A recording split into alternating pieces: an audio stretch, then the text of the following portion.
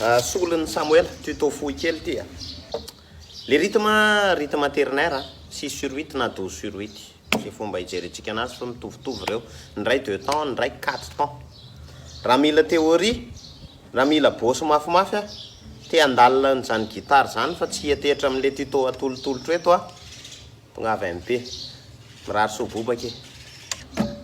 4, 5, 6, 1, 2, 3, 4, 5, 6, 1, 2, 3, 4, 5. Midina. 1, 2, 3, 4, 5, 6, 1, 2, 3, 4, 5, 6, 1, 2, 3, 4, 5, 6. Jerevy tsara io place-ny io.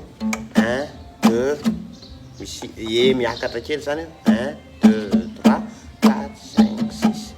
Fa asinao accent kely amizay ato.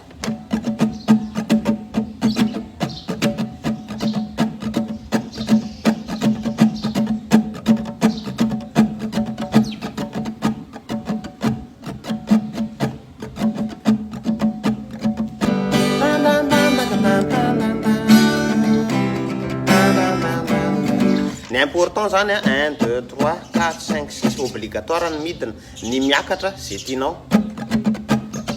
Ny anazy zao ny anaovako anazy 1, 2, 3, 1, 2, 3, 1, 2, 3. Fa eo amin'le coup fotsiny misy hoe mafimafy, misy ataoko moramora. Ny rythme mitovy zany temps mitovy, fa le rythme samy hafa.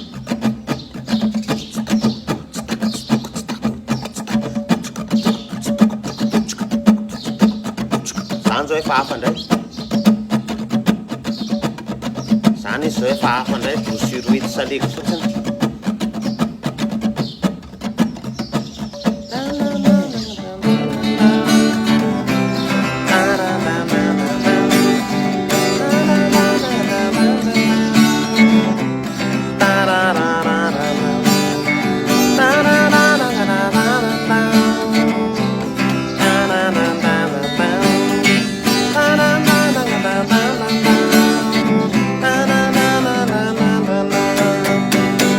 Aquele miracle danado, e que como a leva caminhada, a vaga no varvado, já bagua na uere, já la gulha, oh. Sai, à toi, ny fahafantaranao le rythme, le temps ny important.